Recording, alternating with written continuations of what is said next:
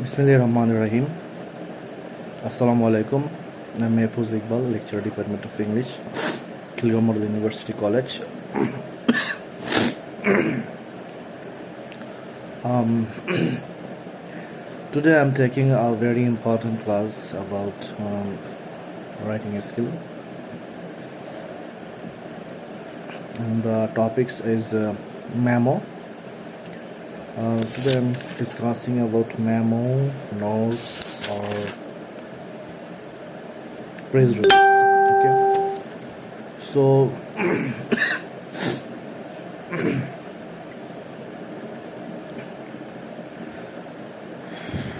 the first question is memo. The first question, what is memo? Actually মেমোটা কি সেটা আমরা আগে জানবো। সো মেমো সম্পর্কে আমাদের ধারণাটা ক্লিয়ার হতে হবে, এটা খুব important question. The word memo is the short form of memorandum. মেমোরেন্ডামের শর্ট যে ফর্মটা আছে সেটাকে আমরা মেমো বলে থাকি। It is an official note from one person to another in the same organisation. এটা একটা অফিসিয়াল নোট, এটা একটা পার্সন আর একটা পার্সনকে দিবে, কিন্তু অর্গানাইজেশনটা কি হইতে হবে? Same organization. একই অর্গানাইজেশনের তোমার একটা পার্সন একটা অফিসিয়াল নোট পাঠাবে আর একজন পার্সনের কাছে, সেও সেম অফিসে চাকরি করে, সেটাকে আমরা কি বলবো? মেমো বলবো। The word memo is short form of memorandum, official note from one person to another in the same organisation. Okay, এর পরের কোয়েশ্চেন আসতে পারে, what is the origin of the term memo? যে মেমো শব্দটা, এইটার অরিজিনটা আসলে কি, এটা কোত্থেকে আসে এই মেমো শব্দটা? ঠিক আছে, the word memo has been originated from a Latin term memorare. ঠিক আছে, মেমোরেয়ার থেকে আসছে, এটা ল্যাটিন শব্দ, সেখান থেকে তোমার এই শব্দটা আমাদের কাছে আসছে এবং আমরা এখন যেটাকে মেমো বলে থাকি। The next question is, what does the term memorear mean? আমরা যে একটু আগে বললাম যে মেমোরেয়ার হচ্ছে একটা ল্যাটিন শব্দ, সেখান থেকে মেমো আসছে, আর মেমোটা হচ্ছে মেমোরেন্ডামের শর্ট ফর্ম। সো মেমোরেয়ার মানে কি? মেমোরেয়ার মানে হচ্ছে, আমরা মেমোরেয়ার বা এই শব্দটা শোনার সাথে সাথে আমরা বুঝতে পারতেছি সামথিং, মানে মনে রাখার কোনো ব্যাপার, এরকম কোনো কিছু। তো সেই ক্ষেত্রে remember, the term memorare means to remember, মানে হচ্ছে কোনো কিছু মনে রাখা বা মনে করিয়ে দেয়া, এরকম কোনো কিছু। What is the purpose of memo? একটা মেমো যে আমি লিখবো বা এটা কী কারণে আমি মেমোটা লিখবো, এটার পারপাসটা কি, এটা কোন ধরনের পারপাস সার্ভ করবে? The purpose of memo is to convey important information efficiently. তোমাকে কী করবে? কনভে এ ইম্পর্টেন্ট ইনফরমেশন এফিসিয়েন্টলি, একটা খুবই গুরুত্বপূর্ণ একটা মেসেজ খুব সহজেই, খুব ইফিসিয়েন্টলি বা ইফেক্টিভলি তোমাকে এটা দিবে, যেটা খুব এফেক্টিভ হবে। ঠিক আছে, এই ধরনের ক্ষেত্রে তোমার মেমোটা ইউজ করা হয়। What are the major types of memo?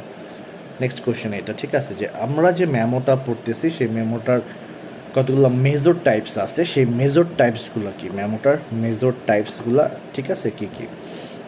কয়েক ধরনের মেমো হয়ে থাকে, এর মধ্যে ফার্স্ট যেটা হচ্ছে ডকুমেন্টারি, কনগ্রেচুলেটরি অ্যান্ড ডিসিপ্লিনারি। ঠিক আছে, ডকুমেন্টারি হইতে পারে মেমো, কনগ্রেচুলেটরি হইতে পারে, এরকম ধরো হচ্ছে কেউ কোনো সাকসেস করেছে, কোনো সাকসেসফুল কোনো কাজ করেছে, সেক্ষেত্রে তাকে তুমি একটা কনগ্রেচুলেশন জানালে, সেক্ষেত্রে হইতে পারে।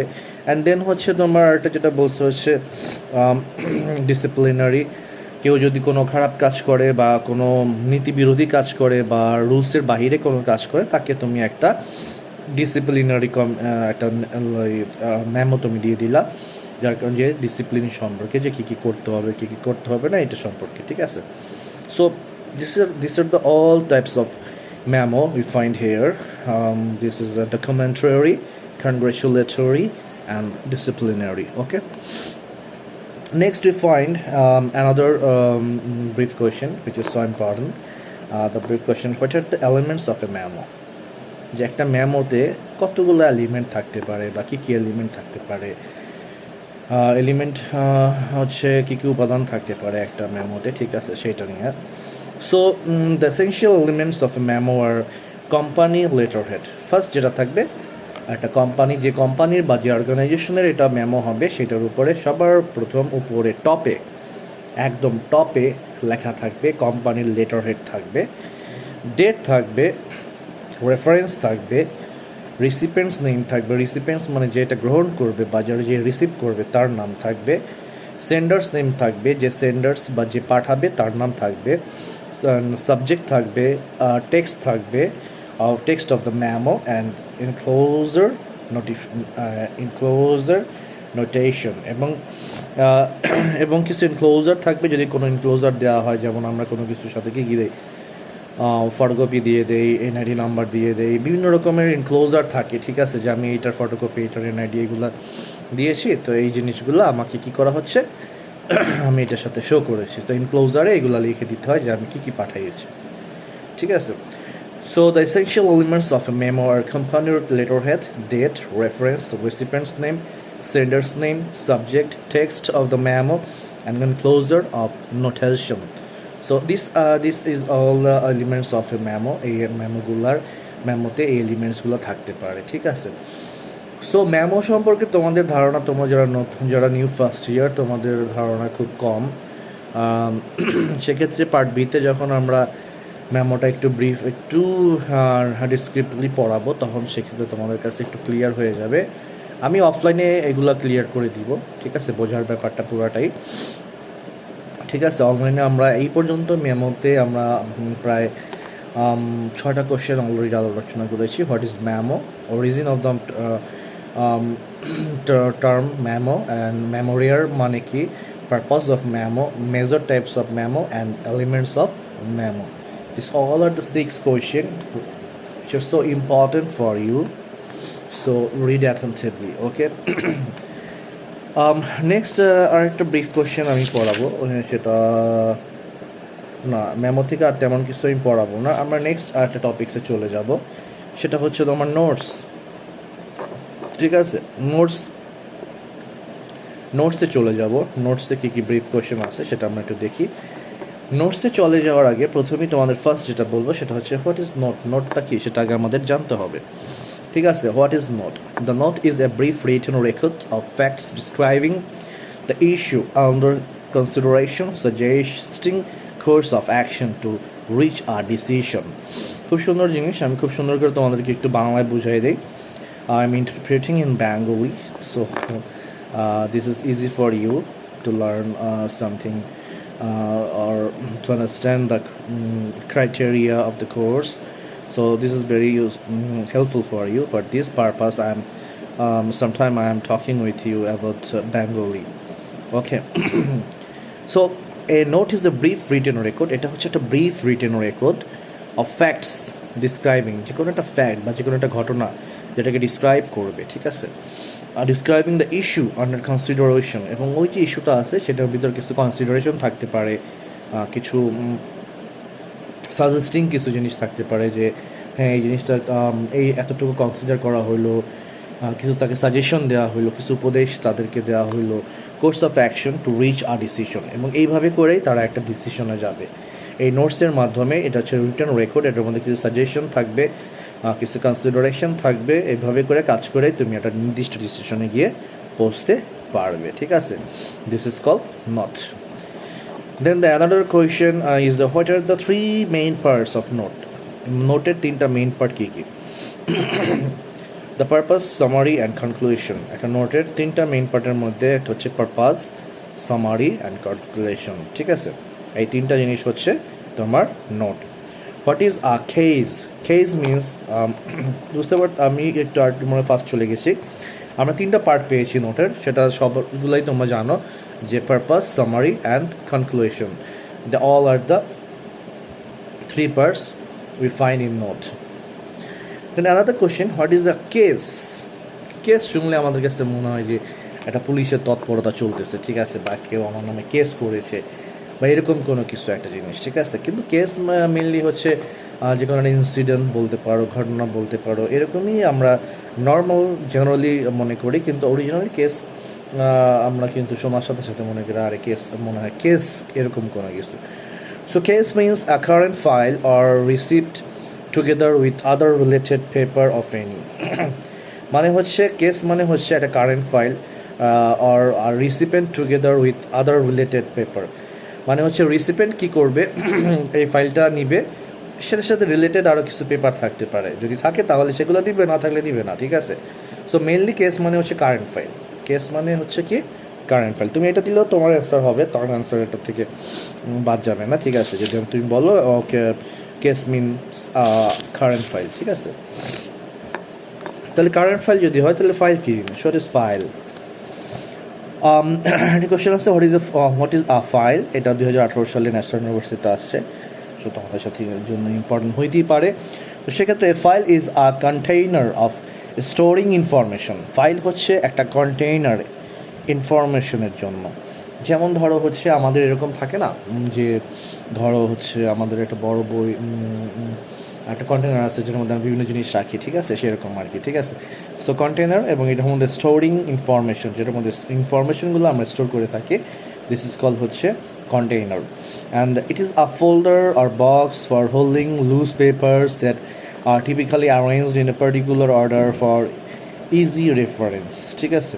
বা এটা বলতে পারো একটা ফোল্ডার বলতে পারো, বা একটা বক্স বলতে পারো, যেখানে কিছু পেপার রাখা হচ্ছে টিপিক্যালি অ্যারেঞ্জ করার ক্ষেত্রে বা পার্টিকুলার অর্ডারের ক্ষেত্রে বা কোনো রেফারেন্সের কারণে এগুলো করা হচ্ছে, সেই সব ক্ষেত্রে এটাকে আমরা ফাইল বলে থাকি, ঠিক আছে,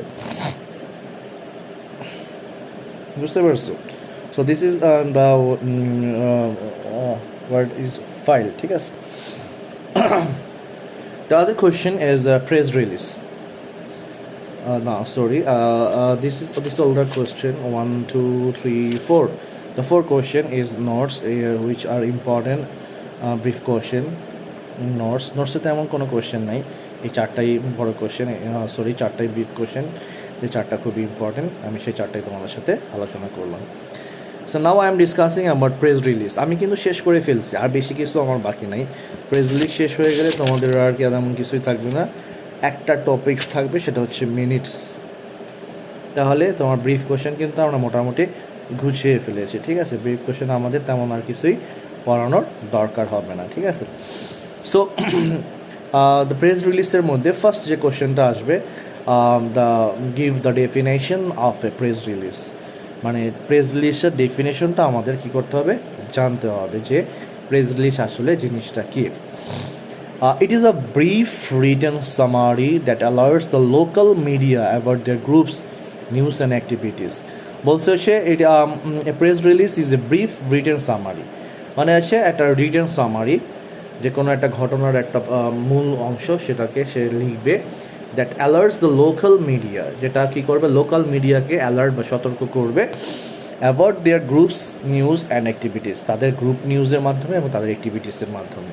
so this is call press release. Press release মানে হচ্ছে যেটা প্রেসে রিলিজ করা হয়, যেটা সাধারণ জনগণ জানতে পারবে, সারা পৃথিবী বাংলাদেশের মানুষ জানতে পারবে, বা এরকম কোনো কিছুই যেটা তোমার সবাই জানতে পারে, এরকম কোনো কিছুই আমরা সেটাকে প্রেস রিলিজ বলে থাকি। একটা প্রেস রিলিজে কী কী অ্যানাউন্সমেন্ট হইতে পারে, what kind of announcement of a press release, ঠিক আছে। একটা প্রেস রিলিজে কী ধরনের অ্যানাউন্সমেন্ট হয়ে থাকে, ওকে, একটা প্রেস রিলিজে কী ধরনের অ্যানাউন্সমেন্ট হয়ে থাকে সেই সম্পর্কে আমরা বলবো। ফার্স্ট যদি বলি, it is a press release is a public relation announcement, যেটাকে বলা হচ্ছে মানুষের সাথে যে সম্পর্ক সেটার যে ঘোষণাগুলো, পাবলিক রিলেশন অ্যানাউন্সমেন্ট, যে কোনো একটা ঘোষণা, ঠিক আছে, যে কোনো একটা তথ্য তুমি জানাতে চাচ্ছ সবাইকে, ইন জেনারেল অনেক পিপলকে তুমি জানাতে চাচ্ছ, সেক্ষেত্রে প্রেস রিলিজটা খুব বেশি জরুরি, ঠিক আছে। প্রেস ব্রিফিং বলা হয়, বা প্রেস ব্রিফিংয়ে দেখবা সে ব্রিফ করতেছে এবং সারা বাংলাদেশের মানুষ শুনতে পাচ্ছে। প্রেস রিলিজের হচ্ছে রিটেন সামারি, সেটা রিলিজ করে দিচ্ছে, সবাই দেখতে পাচ্ছে, ঠিক আছে। সো তোমার বলছে হচ্ছে পাবলিক রিলেশন অ্যানাউন্সমেন্ট, এটা এক ধরনের পাবলিক রিলেশন বা পাবলিকের সাথে যে রিলেশন সেটার একটা ঘোষণা। Who are the targets of a press release, press release কাদের টার্গেট করে তোমার আসলে প্রেস রিলিজটা করে থাকে, ঠিক আছে। The member of the media are the targets of the press release, মিডিয়ার যেসব ব্যক্তিত্ব আছে তাদেরকে নিয়ে তাদের টার্গেট করে প্রেস রিলিজটা মেনলি করা হয়, ঠিক আছে, ওকে। অ্যান্ড খুবই ইম্পর্টেন্ট একটা কোয়েশ্চেন আমি এখন আলোচনা করবো, সেটা হচ্ছে হোয়াট ইজ এমবার্গো ডেট, ঠিক আছে। এমবার্গো ডেটটা আসলে কী জিনিস? An embargo date is a date before which an organization does not like to publish its press release to inform the public. Embargo date হচ্ছে it's a date before which an organization, মানে organization does not like to publish, ওই organisation কি publish করতে চাচ্ছে না, it's press release to inform the public, সে পাবলিকের কাছে তাদের এই প্রেস রিলিজটা ইনফর্ম করতে চাচ্ছে না, ঠিক আছে, ওই ডেটের আগে, একটা নির্দিষ্ট ডেটের আগে তাদের কাছে পাবলিকের কাছে এটা তারা শো করতে চাচ্ছে না, সেটাকে বলা হচ্ছে, সেই ডেটটাকে আমরা বলে থাকি embargo date. This is embargo date. Okay, so this is press release. Press release সম্পর্কে এখানে বলা হয়েছে। আর একটা টপিকস আছে, আমি আজকে চেয়েছিলাম না শেষ করে, তারপরেও যেহেতু একটু টাইম আছে আমি একটু শেষ করে দিই, তাহলে আমাদের মোটামুটি ব্রিফ কোশ্চেন সম্পর্কে এই আমার যে 3-4টা লেকচার যেটা আছে তোমাদের নিউ ফার্স্ট ইয়ারের জন্য খুব সময় 3টা লেকচার, মেবি 3টা লেকচার হবে। 3টা লেকচার যদি তোমরা শোনো তাহলে হচ্ছে মোটামুটি ইম্পর্টেন্ট যে ব্রিফ কোয়েশ্চেন মোটামুটি আমি সবগুলোই টাচ করেছি। তারপরে যদি দরকার হয় আমি ইনশাল্লাহ অফলাইনেও আমি তোমাদের সাথে কানেক্ট করব, অফলাইনে আমি তোমাদেরকে পড়াবো, ঠিক আছে, তখন তোমাদের সাথে আরও এক্সট্রা যদি লাগে সেগুলো নিয়ে আমি আলোচনা করব, ঠিক আছে। তো আরেকটা কোয়েশ্চেন আমি আলাপ করতে চাচ্ছি, পার্ট এর brief question, what is the definition of minutes. আমরা কি কি আলোচনা করলাম, notes, press release or notes, press release, first হচ্ছে আলোচনা করেছি আজকে মেমো, তারপর হচ্ছে নোটস, তারপর হচ্ছে press release, and then minutes, and this is the last topics of writing skill. Okay, so now we are discussing about minutes. Okay, the first question, definition of minutes. আসলে মিনিটসটা কি সেটা তাকে জানতে হবে। Minutes are the instant written records of a meeting or hearing. It is also known as protocols or informally notes. এটাকে protocol অনুযায়ী বা informally তুমি এটাকে নোটস বলতে পারো। আমি একটু বুঝাই বলি, this is the instant written record, সাথে সাথে লিখবা এবং সেটাই রেকর্ড, মানে সেটা তোমার একটা রেকর্ড আকারে থেকে যাবে একটা মিটিংয়ের ভিতর। একটা মিটিং হবে, 10 মিনিটের মিটিং হচ্ছে ধরো, সেটা তোমার হচ্ছে একটা কিছু ডিসিশন হবে, সেই ডিসিশনগুলো একজন কে থাকবে, সেই ডিসিশনগুলো লিখবে। এই যে এক ব্যক্তি ডিসিশনগুলো লিখতেছে, এই লেখাটাই this is the written record, instant written record. কারণ বলতেছে, সিদ্ধান্ত নিচ্ছে, সে লিখছে, তাহলে ইনস্ট্যান্ট। আর হচ্ছে রিটেন মানে হচ্ছে লেখা, রেকর্ড মানে হচ্ছে তোমার রেকর্ড করা, কোনো কিছু রেকর্ড রাখা আর কি। So minutes are the instant written records of a meeting or hearing. It is also known as a protocols or informally notes বলা যায়, ঠিক আছে। What are the types of minutes? Minutes কত রকমের হতে পারে, ঠিক আছে। Minutes are of two types, formal or public minutes, and informal or private minutes. দুই ধরনের হতে পারে। একটা হচ্ছে formal minutes, যেটাকে বলে পাবলিক মিনিটস বলা হয়, পাবলিকের সামনে ইন জেনারেল তুমি সেটা বলবা। আর প্রাইভেট মিনিটস বা ইনফর্মাল মিনিটস, সেটা হচ্ছে নিজেরা 8-10 জন মিলে আলোচনা করবা, সেটা হচ্ছে তোমার হচ্ছে প্রাইভেট মিনিটস, ঠিক আছে। সো তাহলে মিনিটস আমরা কয় প্রকার পেলাম, 2 টাইপস, প্রাইভেট আর পাবলিক মিনিটস, ঠিক আছে। তাহলে এবার আমরা একটু জানি যে আসলে মিনিটের দরকারটা কি, মিনিটের পারপাসটা কি, what are the purpose of A minutes, ঠিক আছে। The purpose of minutes is to provide a permanent and publicly accessible record of what passed at a particular meeting. Purpose of a minutes is to provide permanent and publicly accessible record.